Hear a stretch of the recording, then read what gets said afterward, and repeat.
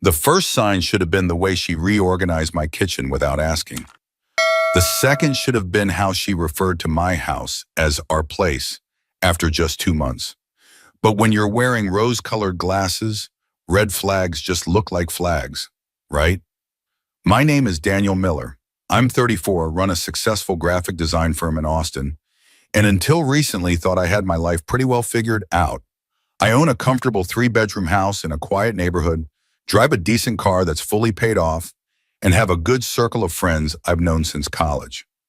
My business brings in enough that I can save for retirement, take a nice vacation once a year, and still have some left over for my hobbies. By most measures, I was doing all right. Then I met Vanessa. We connected at a friend's barbecue last summer. She had this infectious laugh and a way of making everyone around her feel special. Dark hair that caught the sunset just right, green eyes that seemed to see right through you, and a confidence that was magnetic. She worked in marketing for a local startup, or at least that's what she told me at the time. "You have a beautiful home," she said the first time I invited her over for dinner. I'd spent hours cooking, cleaning, making everything perfect. "It's got so much potential." I should have caught the hesitation, the way her eyes darted around cataloging everything that wasn't to her taste. But I was too busy watching the way her lips curved around the rim of her wine glass. By our third date, she was staying over regularly. By the second month, her toothbrush had a permanent spot in my bathroom. By the third, she was suggesting new furniture arrangements and color schemes. "This place could use a woman's touch," she'd say, and I'd laugh, flattered that she was investing in our shared future. When she mentioned her lease was ending, it seemed natural to suggest she move in. After all, we were practically living together already. "Are you sure?" she asked, twirling her hair between her fingers. "It's a big step." "I'm sure," I said, kissing her forehead. "It makes sense financially, too. Why pay rent when you're here all the time anyway?" Financial sense. If I could go back in time, I'd slap myself for that comment. Because as it turned out, Vanessa's definition of making sense financially meant I would cover the mortgage, utilities, groceries, and most of our dates, while her income remained mysteriously unavailable for household expenses. "I'm saving for our future," she'd explain vaguely whenever the subject of money came up.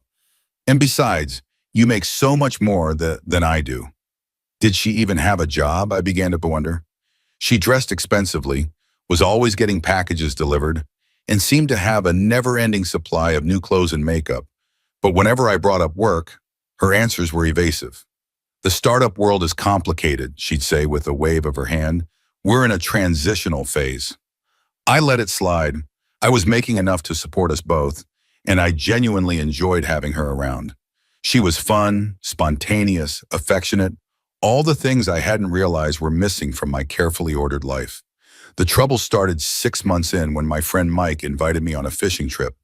"Just the guys," he said. 3 days at Lake Travis. No cell service, no women, just beer, bass, and bad jokes. I was excited. I hadn't had a guy's weekend in ages, and fishing had always been my escape. I mentioned it to Vanessa over dinner, already imagining the peaceful mornings on the water. Her fork paused halfway to her mouth. "This weekend? But we have the Henderson party on Saturday." I frowned. "What Henderson party?" "Rachel Henderson? From my yoga class? I told you about this weeks ago. Her husband just got that big promotion, and everyone's going to be there." She set her fork down with a clink. "It's important for networking." I had zero recollection of any such conversation, but I'd learned it was easier not to argue about these things. "Can you go without me?" I already told Mike yes. She stared at me like I'd suggested she walk to the party naked. "Without you? What would that look like? Everyone's bringing their partners." "It's just one party," I reasoned. "And this trip is important to me. I haven't seen the guys in months." "More important than supporting me?" Her voice had that dangerous edge to it, the one that preceded either tears or a door slam. "That's not what I meant. This is exactly why Rachel says relationships are so much work. Men never prioritize their partner's social needs." And there it was, the classic Vanessa move, invoking the wisdom of some friend I'd never met to validate her position. I sighed, already feeling my resolve weakening. "I can reschedule with Mike," I conceded. "Maybe next month." Her face brightened instantly. "Perfect! I already bought you a new button-down that'll look amazing with my dress. Of course she had. The Henderson party was exactly what I expected. A room full of people I didn't know, discussing jobs I didn't understand, drinking overpriced wine and pretending to care about kitchen renovations.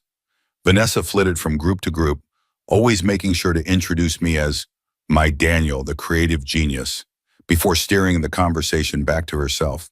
I spent most of the night nursing a scotch in the corner, watching her perform, because that's what it was, a performance. The laugh that was a pitch higher than her real one, the way she touched people's arms for emphasis, the stories about her marketing team that grew more elaborate with each telling. Driving home, I made the mistake of mentioning how I hadn't enjoyed myself. You could have made an effort, she snapped. Those are important connections. For what? You still haven't told me what this startup actually does. She crossed her arms. If you'd been listening instead of hiding by the bar, you'd know. I was listening. I heard you tell 3 different versions of how you got hired. Are you calling me a liar? Her voice rose dangerously. I'm saying I don't know what's true anymore, I admitted, gripping the steering wheel tighter. I don't even know if you have a job. Just because I don't punch a clock in some boring office doesn't mean I'm not working. Some of us have more creative careers. Creative enough that you haven't contributed to a single bill in 6 months? She turned to face the window. I can't believe you're throwing money in my face right now. That's so unbelievably petty. By the time we got home, we'd reached an uneasy truce. I apologized for questioning her career. She apologized for downplaying my feelings about the party. And we both pretended the fundamental issues weren't still there, festering beneath the surface.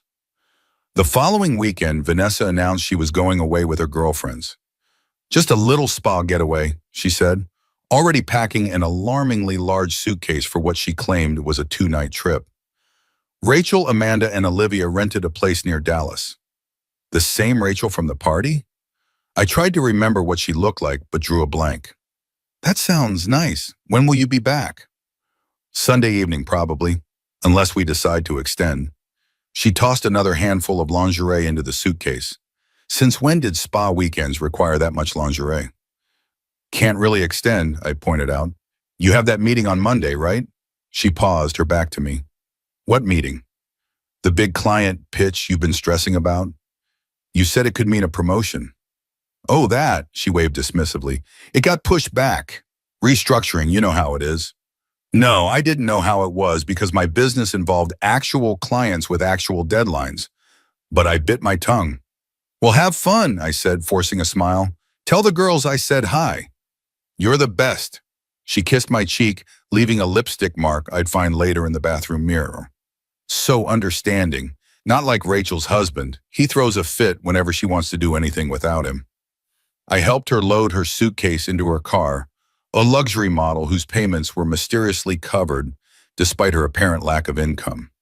As she pulled away, I had the strangest feeling it was being played, but I couldn't put my finger on exactly how. That night, I met Mike for the drinks we'd rescheduled when I'd canceled the fishing trip. Where's the girlfriend? He asked, sliding a beer across the table. Girls' weekend, I explained. Some spa retreat. Mike raised an eyebrow. Spa, huh? That's what Denise used to call it, too. What's that supposed to mean? He took a long pull of his beer. Nothing, man. Just, Denise had a lot of spa weekends before I found out she was seeing her personal trainer. Vanessa's not cheating on me, I said automatically, though a small voice in the back of my mind whispered, but how would you know? Course not, Mike backpedaled. Forget I said anything. How's work? We moved on to safer topics, but the seed had been planted.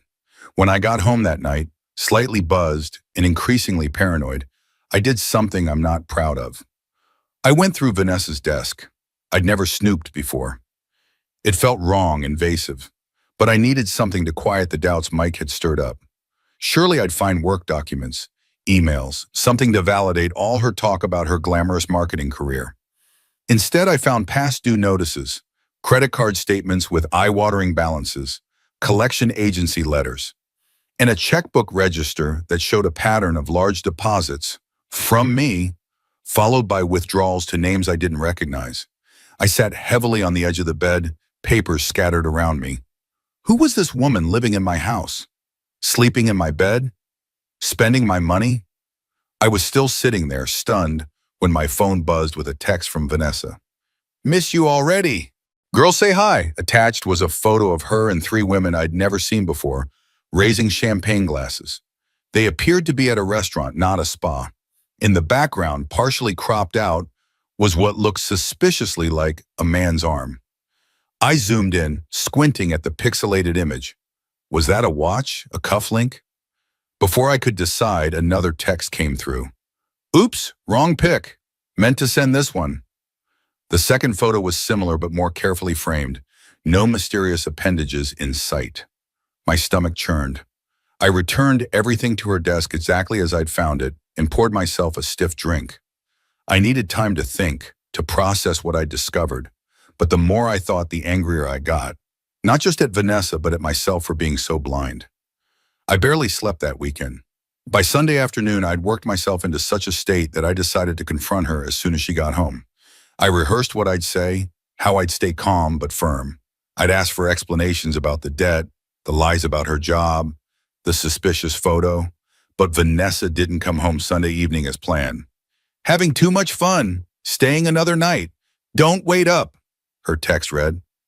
I called her immediately. She didn't pick up. I texted back, we need to talk when you get home. It's important. 3 dots appeared, disappeared, then, everything okay? No, I replied, we have serious things to discuss. Drama can wait, babe. Enjoying my ME time. Talk tomorrow. Me time, on my dime, most likely. I threw the phone across the room where it bounced harmlessly on the couch. Then I did something I should have done months ago. I searched for her online. There wasn't much under Vanessa Mitchell, which was supposedly her name. No LinkedIn profile, no professional website, just a locked-down Instagram account with the bio living my best life and a Facebook page that hadn't been updated since 2018. I tried searching her with marketing and Austin startup, but got nothing. I was beginning to think she'd given me a fake last name when I stumbled across an article from the Dallas Morning News dated 2 years ago.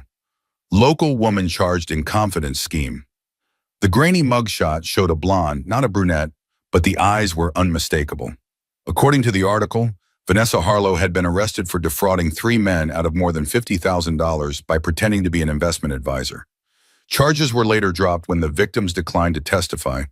Too embarrassed, I guess, to admit how thoroughly they'd been conned. Harlow, not Mitchell. Another lie. I spent the rest of the night doing deeper research.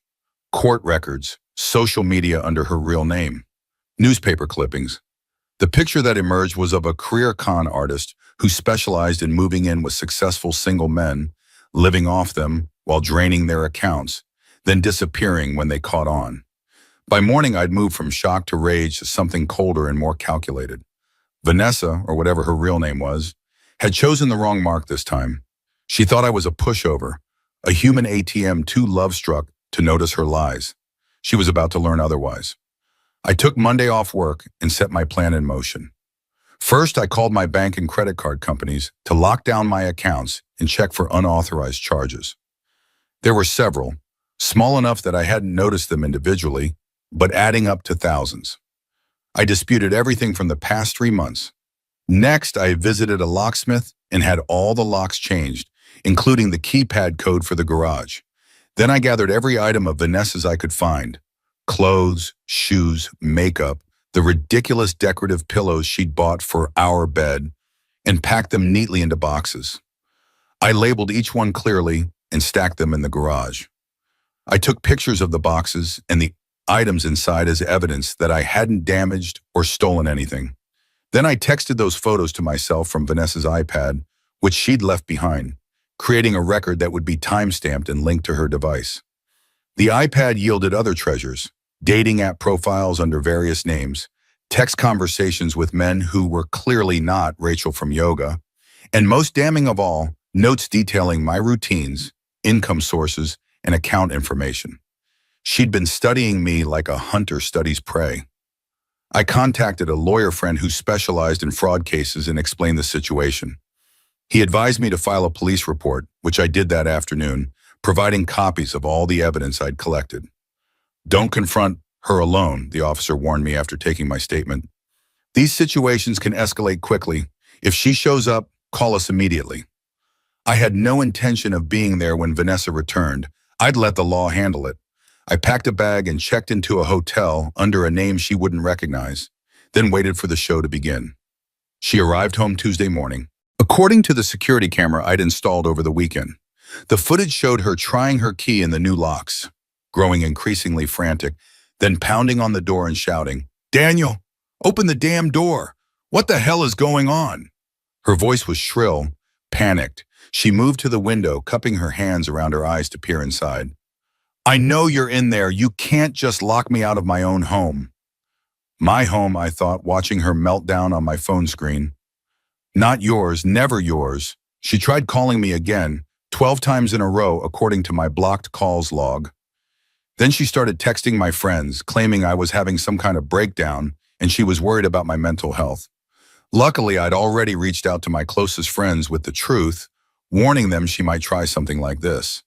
Eventually, she retreated to her car, presumably to regroup and plan her next move. That's when the police cruiser pulled into the driveway. I'd arranged for the officers to meet her there, to serve her with a temporary restraining order and inform her that she was being investigated for fraud and identity theft. The camera didn't capture audio of their conversation, but her body language told the story. Initial indignation, then desperate charm, and finally defeated compliance as she retrieved her car keys. They escorted her while she loaded some of the boxes into her car. There wasn't room for all of them. Funny how much stuff she'd accumulated at my expense in just 6 months. The officers informed her that she could arrange to pick up the rest at a later date, supervised, and that she was not to contact me in the meantime. I watched it all unfold on my phone screen from the safety of my hotel room, feeling a complex mix of satisfaction, grief, and relief. It wasn't the confrontation I'd imagined, with me righteously listing her crimes while she tearfully confessed. But it was something better. Justice without drama, consequences without chaos. When I returned home the next day, the house felt strangely empty despite being filled with my own furniture, my own things. I walked from room to room, reclaiming the space. In the kitchen, I found a wine glass with her lipstick still on the rim. In the bathroom, her perfume lingered like a ghost. I spent the day deep cleaning, erasing her presence. I rearranged furniture, took down the pretentious art prints she'd insisted on hanging, and put my old comfortable throw pillows back on the couch. I ordered a giant pepperoni pizza, which she'd always refused to eat because carbs were so last decade, and ate it straight from the box while watching an action movie at full volume. My phone rang that evening. Mike, checking in. "You okay, man? Haven't heard from you in a few days." I told him everything. The con, the evidence, the police.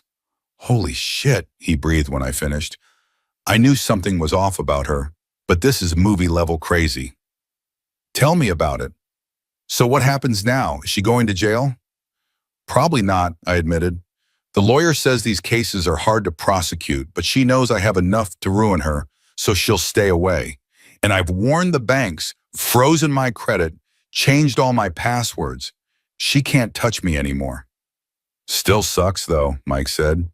"You really liked her." "I liked who I thought she was," I corrected him. "Turns out that person doesn't exist." After we hung up, I sat in the quiet house, coming to terms with my new reality. 6 months of my life, thousands of dollars, and a hefty chunk of my self-respect. That's what this relationship had cost me. But I'd caught on faster than her previous victims, fought back harder. I'd survived this with a bruised ego and some financial losses, but nothing irreparable. 2 weeks passed. I threw myself into work, started hitting the gym again, reconnected with friends I'd neglected during the Vanessa era. The police investigation was ongoing, but my lawyer warned me not to expect much. These cases rarely resulted in serious consequences for the perpetrator. Then one evening, as I was returning from a run, I noticed an unfamiliar car parked across from my house.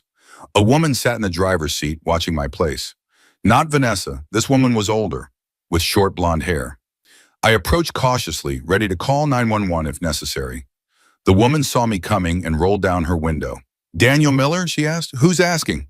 She extended her hand. "Margaret Dawson, San Antonio PD, White Collar Division." She showed me her badge, which looked legitimate. "What can I do for you, Detective Dawson?"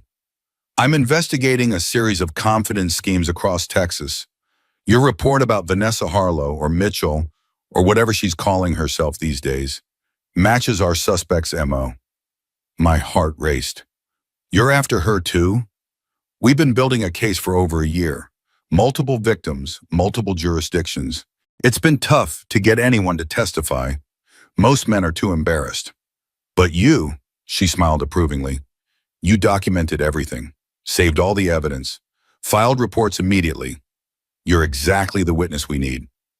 I invited her inside, and over coffee, she laid out the bigger picture. Vanessa, whose real name was apparently Jessica Winters, had been running this scam for at least 5 years, targeting successful single men in their 30s and 40s.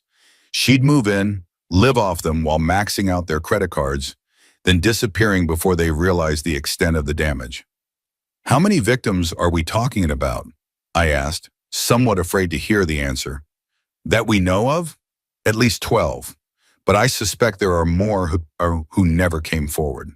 "And you think you can actually convict her this time?" Detective Dawson's smile was predatory. "With your evidence and testimony? Absolutely. Wire fraud, identity theft, credit card fraud. We're looking at serious federal charges, years in prison, not months." I agreed to testify, of course. The idea of Vanessa facing real consequences was too satisfying to pass up. But as Detective Dawson was leaving, a thought occurred to me.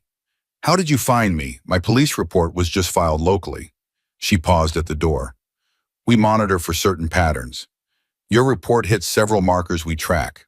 Plus," she hesitated, "one of her other victims has been helping us. He recognized her description from your report and tipped us off." "Who?" "Can't say officially, but unofficially, he asked me to give you this." She handed me a business card for a support group, Recovery After Financial Exploitation. "First meeting's next Thursday," she said. "If you're interested." I was interested, very interested, not just in recovering, but in connecting with others who'd been through the same experience, in making sure Vanessa, Jessica, couldn't do this to anyone else. The first meeting was eye-opening. 6 men, ranging from late 20s to early 50s, all successful professionals, all victims of the same woman. Each story had its variations, but the core was identical. The whirlwind romance, the gradual takeover of their home and finances, the mysterious yam that never quite materialized, the girls' weekends that later proved to be meetups with other targets.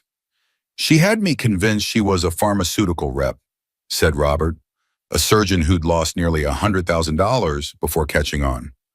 "Always on business trips, always had a reason why her commission check was delayed.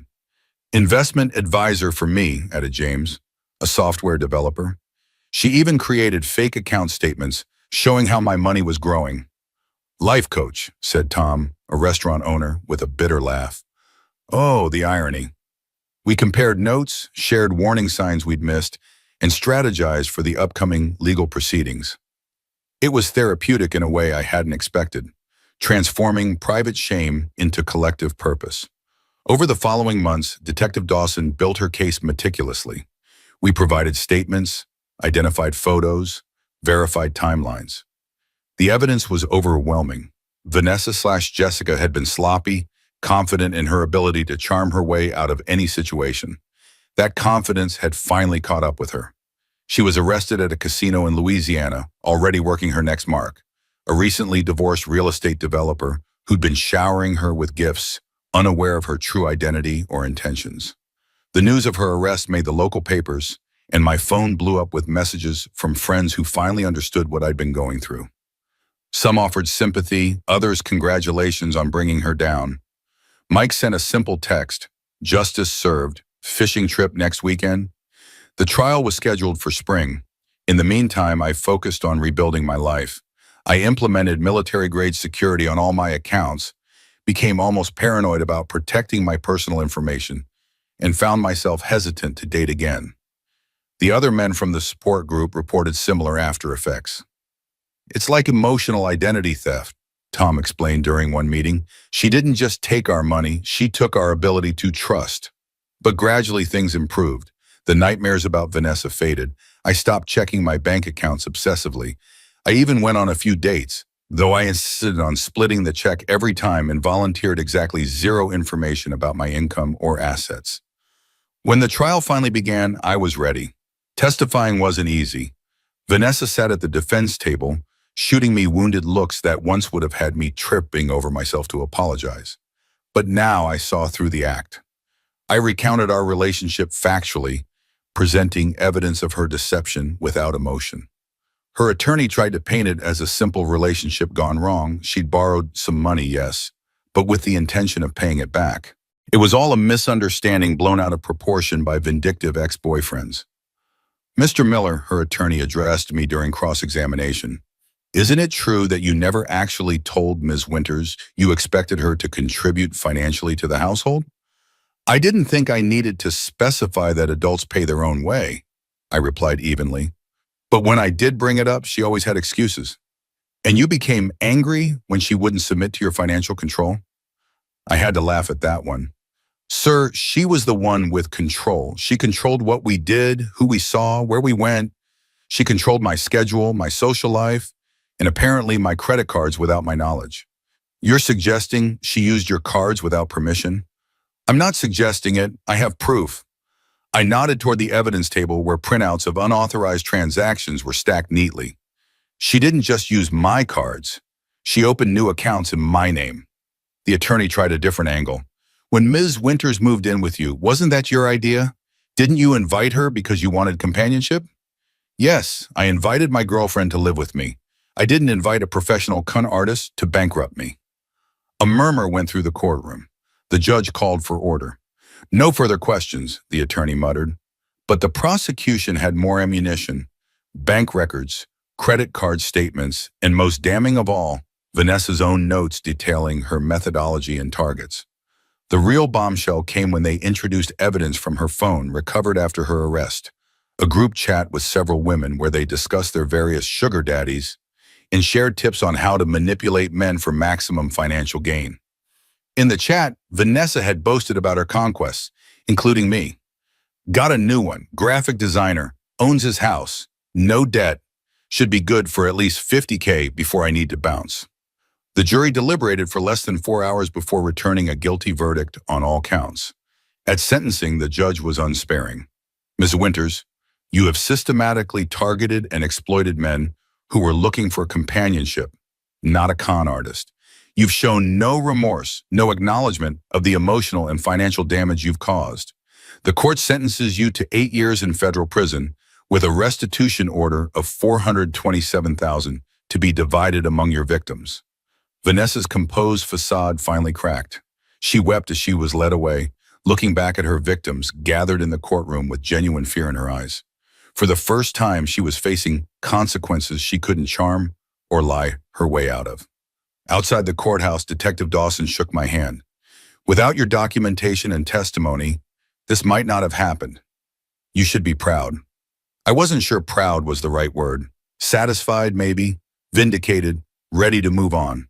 The support group celebrated that night, not jubilantly, but with the quiet relief of men who had finally seen justice served. We'd formed an unlikely brotherhood, bonded by shared trauma and collective action. To lessons learned, Robert proposed a toast. Expensive ones. And to new beginning, added Bum. Wiser ones. And to Detective Dawson, I said, raising my glass to the woman who had tied all our cases together, who actually did have a real job in law enforcement. She laughed, clinking her glass against ours, just doing what needed to be done. But I appreciate it. As the evening wound down, Tom pulled me aside. You know what's weird? Part of me still misses her sometimes. Not the real her, the person I thought she was. I nodded, understanding completely. The illusion was pretty convincing. Makes you wonder if any relationship is real, you know? If people are just playing parts to get what they want. Some are, I admitted, but not all. My parents have been married 40 years. My sister and her husband are disgustingly happy together. Real partnerships exist. Yeah, but how do you trust enough to find one after something like this? It was a question I'd been wrestling with myself. I guess you start by trusting yourself. Your instincts. The red flags were there from the beginning. We just chose to ignore them. The next morning, I woke to a voice message from an unknown number. Curious, I played it. Daniel, it's Jessica, Vanessa, whatever. I know I'm not supposed to contact you, but I wanted to say I'm sorry. Not for getting caught, but for what I did to you. You didn't deserve it. None of you did. I've been thinking a lot about why I do what I do, and I don't know, maybe I've just been broken for so long I forgot how to be any other way. Anyway, I'm not asking for forgiveness. I just wanted you to know that not everything was a lie. I did care about you in my own messed up way. And I'm sorry. I saved the message and forwarded it to Detective Dawson. It was, after all, a violation of the court order for Vanessa to contact me. But I didn't delete it. Something in her voice sounded genuinely remorseful, though it was impossible to know if that was just another performance. A year after the trial, life had found a new normal. My business was thriving. I'd repaired most of the financial damage, and I'd even started dating someone new, cautiously, transparently, with proper boundaries. Amanda was nothing like Vanessa. She had her own successful career as an architect, paid her own way, and was refreshingly straightforward about everything from her financial situation to her dating history. Our relationship developed slowly, built on mutual respect rather than whirlwind intensity. Let me get this, she said on our fifth date, reaching for the check before I could. You paid last time. Such a simple gesture, but it meant so much after Vanessa. It meant I wasn't being used. It meant partnership, not parasitism. One Saturday morning, I was enjoying coffee on my porch when a car pulled into my driveway. A sleek black sedan I didn't recognize. For a moment, old panic flared. Was it Vanessa somehow, against all odds, coming back to confront me? But the woman who stepped out was a stranger. Tall, blonde, elegant in a conservative suit. She approached cautiously, stopping at the bottom of my porch steps. Daniel Miller? She asked. Yes, can I help you? My name is Laura Winters. Jessica is my sister. I stiffened, immediately on guard. If she sent you, she held up a hand. She doesn't know I'm here, and I'm not here to make excuses for her or ask for leniency. Quite the opposite, actually. Intrigued despite myself, I gestured to the chair opposite mine. Would you like some coffee? She nodded gratefully and sat. Up close, I could see the family resemblance. The same green eyes, though Laura's held a weariness of Vanessa's never had. I've been cleaning out Jessica's storage unit, she explained after taking a sip of coffee. Our mother died last month, and I'm handling all the family affairs now. I'm sorry for your loss. Thank you. It's been complicated. Jessica and our mother were very close. Too close, maybe. She sighed. Anyway, I found something I thought you should have. She reached into her purse and pulled out a small notebook. This is Jessica's journal from when she was with you. I've read it, and I think you should know that she was planning to drain at least $50,000 from you before disappearing. She was already setting up her next target that weekend she claimed was a spa trip. I took the notebook, feeling strangely calm. Why give this to me? Because you deserve to know that what happened wasn't your fault. Nothing you did or didn't do would have changed the outcome. Jessica targets good men specifically. Kind men, generous men. She sees those qualities as weaknesses to exploit. She met my eyes directly. You weren't weak, Mr. Miller. You were decent. And she weaponized your decency against you. It was exactly what I needed to hear, though I hadn't realized it until that moment. The lingering doubt that I'd somehow invited this deception, that I'd been uniquely naive or stupid, finally began to dissolve. Thank you for this, I said, holding up the journal. It can't have been easy for you to come here. It wasn't, but it was necessary. Jessica has hurt enough people. I don't want her legacy to keep causing pain. She stood to leave. I won't bother you again. You're not bothering me, I assured her, and you're nothing like your sister. She smiled sadly. I could have been. We made different choices, that's all. That evening I called Amanda. Can I see you tonight? There's something I need to tell you. Sure, everything okay? Yes, but there's a part of my past I haven't shared with you, and I think it's time I did. Over dinner, I told her everything about Vanessa, the con, the trial, all of it. I showed her the journal Laura had brought. It was terrifying, making myself that vulnerable, but necessary if we were going to build something real. Amanda listened without interruption, her expression shifting from shock to anger to compassion. When I finished, she reached across the table and took my hand. Thank you for trusting me with this, she said. It explains a lot about why you've been so careful about money, about moving slowly. I'm sorry I didn't tell you sooner. I was afraid it would change how you see me. It does change how I see you, she admitted. It makes me respect you more. You went through something terrible and came out stronger, more self-aware. That's not something to be ashamed of. We talked late into the night about trust, about boundaries, about building a relationship based on honesty rather than performance. For the first time since Vanessa, I felt like I could truly let my guard down, could believe that what Amanda and I were building might actually be real. 2 years to the day after Vanessa's sentencing, I received a letter from the parole board. They were considering her for early release and wanted my input as one of her victims. Did I oppose her parole? Did I have concerns about her reintegrating into society? I thought long and hard about my response. Part of me wanted her to serve every minute of her sentence. She'd shown no genuine remorse during the trial, had tried to paint herself as the victim, even as evidence of her calculated deception mounted. But another part recognized that keeping her in prison wouldn't undo what she'd done to me or the others. It wouldn't restore the trust she'd broken or the time she'd stolen. And prison wasn't likely to reform her. If anything, it might just make her a more sophisticated criminal. In the end, I wrote a measured letter. I detailed the financial and emotional impact of her crimes, not just on me, but on all her victims. I expressed skepticism about her capacity for change, but acknowledged that people can evolve if given the right support and motivation. I neither endorsed nor opposed her parole, but suggested that any release be contingent on strict monitoring, mandatory therapy, and full restitution to her victims. Whether my letter had any impact, I'll never know. Vanessa was denied parole that year, but granted it the following year under the conditions I'd suggested. By then, Amanda and I were engaged, and I had more important things to focus on than Vanessa's whereabouts.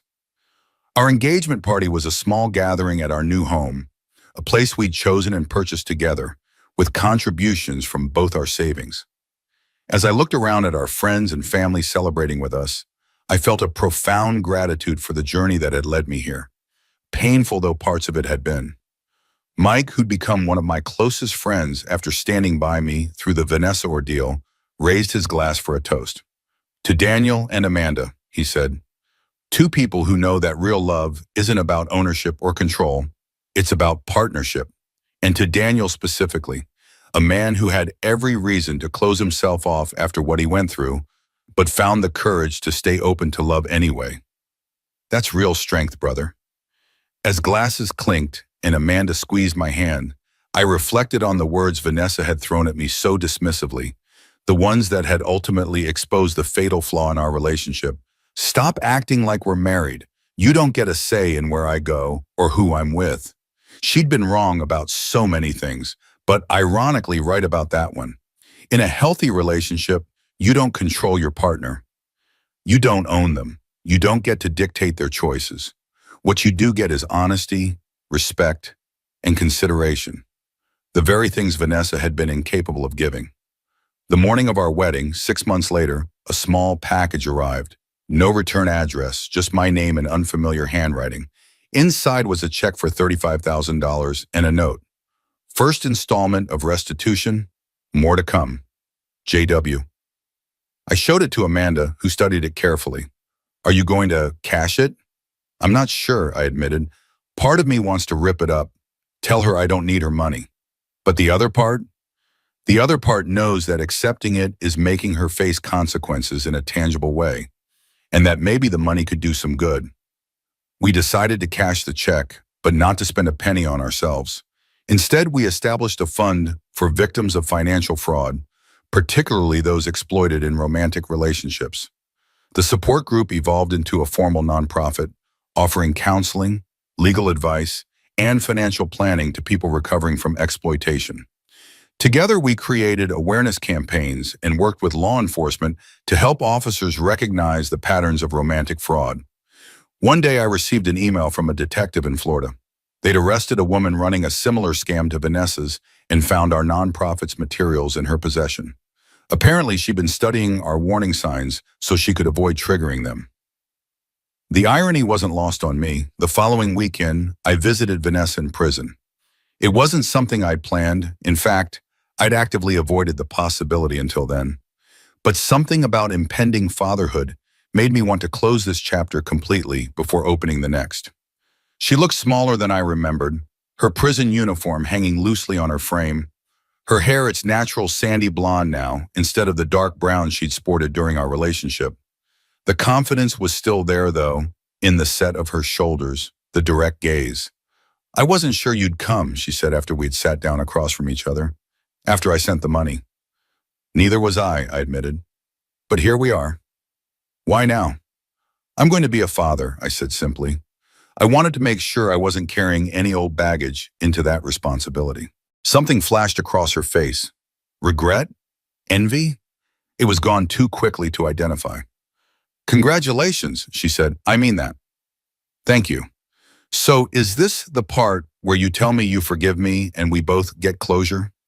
Her tone was sardonic, but there was an underlying vulnerability that surprised me. "No," I said. "This is the part where I tell you that what you did was wrong, but it didn't break me. That I built something good out of the damage. That I hope you're doing the same." She was quiet for a long moment. "I'm trying," she finally said. "Not always succeeding, but trying. That's all any of us can do." As I stood to leave, she called after me. "Daniel, that night when you found out, when you were supposed to confront me but change the locks instead? That way was smart, really smart. Most men would have gone for the dramatic confrontation." "I'm not most men," I said. "No," she agreed. "You're not. That's why I picked you, and why I ultimately failed." It was the closest thing to a genuine compliment I'd ever received from her. As I walked out of the prison, I felt the last weight of that relationship finally lift from my shoulders. Vanessa would always be a part of my story, but she was no longer a part of my present or my future. Amanda was waiting in the car, her hand protectively cradling her belly. "How do you feel?" she asked as I slid into the driver's seat. "Free," I said, and started the engine. When our daughter was born 3 months later, we named her Grace. Not just because she was graceful and beautiful, but because grace had been the gift I'd received through all of this. The grace to recognize my mistakes without being defined by them. The grace to trust again after betrayal. The grace to build a life based on mutual respect rather than control or exploitation. And when Grace was old enough to understand, I would teach her what I'd learned. That love isn't about possessing someone or being possessed by them. That "stop acting like we're married, you don't get a say in where I go or who I'm with," is both right and wrong. No one owns anyone else, but real partnership means caring deeply about each other's choices, not because of control, but because of commitment. That lesson, painful as it was to learn, had been worth every penny Vanessa took from me. Because in the end, I gained something far more valuable than money. The wisdom to recognize real love when I finally found it.